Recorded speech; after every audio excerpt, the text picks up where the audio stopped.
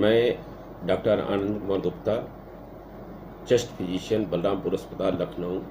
मैं आज आपसे एक विशेष टॉपिक कि सांस फूलने के क्या कारण हैं और अस्थमा और सीओपीडी में क्या अंतर है, आज आपसे शेयर करने जा रहा हूँ। अगर कोई मरीज आता है हमारे पास तो सांस कहता है हमारी सांस फूल रही है, तो सांस फूलने के क्या कारण हम लोग सोच सकते हैं। एक तो होता है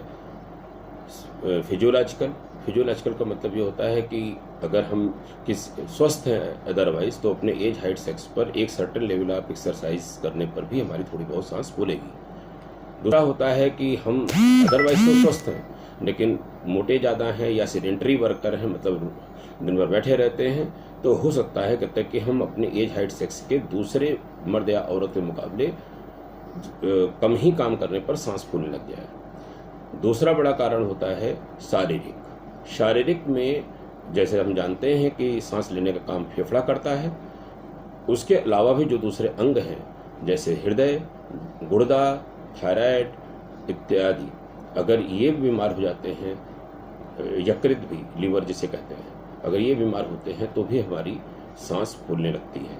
तीसरा बड़ा कारण होता है साइकोलॉजिकल, हमारा मेंटल स्ट्रेस भी हमको अचानक हमारी सांस उखाड़ सकता है।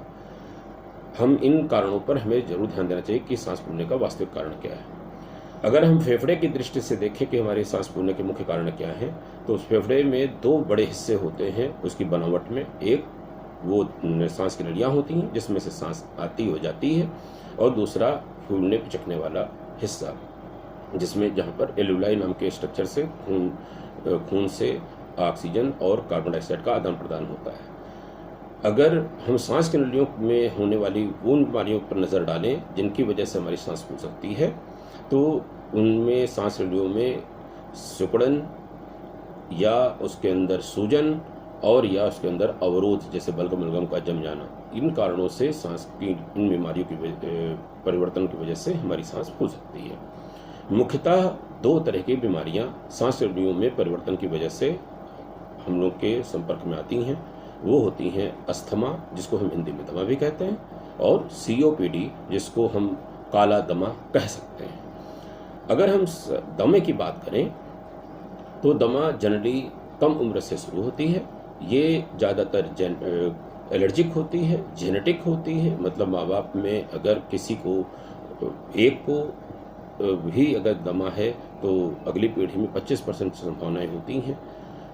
और ये एलर्जिक होती है, मतलब उस व्यक्ति में ही दूसरे अंगों में एलर्जी के लक्षण मिल सकते हैं, जैसे स्किन में एक्जिमा, खाने पीने किसी चीज़ से एलर्जी, आँख में एलर्जिक कंजक्टिवाइटिस या एलर्जिक राइनाइटिस नाक में, या परिवार में इस तरह की एलर्जी, ब्लड रिलेशंस में इसकी एलर्जी की हिस्ट्री मिल सकती है, जिसको हम लोग एटॉपी भी कहते हैं। इसमें IgE नाम का इम्यूनोग्लोबुलिन बढ़ जाता है और इसमें भी बढ़ी हुई मिल सकती हैं।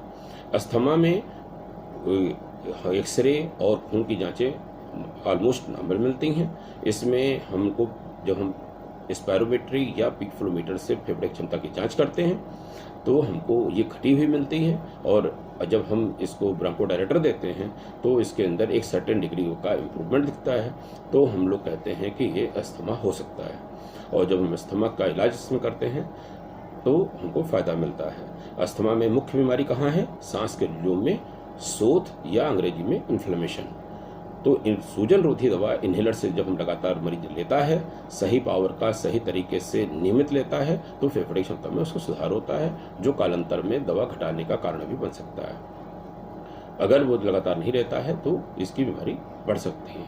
अब हम आते हैं COPD पर। COPD जिसे हम काला दमा भी समझ सकते हैं, ताकि क्योंकि हर सांस फूलने को लोग दमा समझ लेते हैं, इसलिए इसको समझने के लिए काला दमा, क्योंकि स्मोक से जनरेटेड होती है और धुआं ज़्यादातर काला होता है, इसलिए इसको काला दमा हम सरल शब्दों में समझ सकते हैं। ये जनरली 40-50 साल की उम्र पे होता है।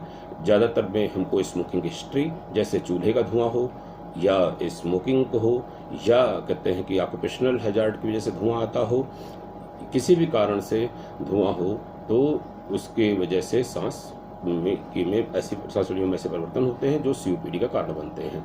इनको एक्सेसरेट करने में ज़्यादातर कॉमन फैक्टर हैं धूल, धुआं और ठंडक। अस्थमा को भी और कहते हैं कि सीओपीडी को भी एक्सरबेट करते हैं। चाहे मॉस्किटो कॉइल हो, चाहे पत्थर काटने के डस्ट हो, चाहे कहीं और की डस्ट हो, ये सब हमारी सांस की नलियों को उत्तेजित करती हैं और हमारे सांस का अटैक का कारण बनती हैं। हमें मॉस्किटो कॉइल भी यूज़ नहीं करना चाहिए। अगर हम सीओपीडी की बात करें तो इसमें हमें इलाज में स्मोकिंग भी बंद करनी होती है, धुएं के सारे सोर्स करने पड़ते हैं। इसके अंदर हमको बलगम की प्रवृत्ति रहती है, जबकि अस्थमा में बलगम की प्रवृत्ति नहीं रहती है। और इसमें भी हमको फेफड़े की क्षमता की जांच स्पायरोमेट्री करानी होती है। और हम इसके अंदर अंतर ये होता है कि इसकी सूजन के साथ बलगम भी होता है और इसकी दवाएं अलग मेल की होती हैं। जो दवा अस्थमा में चलती है वो सीओपीडी में नहीं चलती है, क्योंकि दोनों की पैथोलॉजी अलग है। भले दोनों सांस नलियों में सिकुड़न और सूजन रहती हो और दोनों में इलाज का पैटर्न अलग है, दोनों में अटैक्स की संभावनाएं अलग हैं और दोनों का प्रोग्नोसिस भी अलग होती है। तो अगर हम इसको लगातार इलाज करते हैं और सही तरीके से इलाज करते हैं तो हम अपनी जीवन को कम कष्ट में या बिना कष्ट के अच्छे से जी सकते हैं, पूरी क्षमता के साथ। धन्यवाद।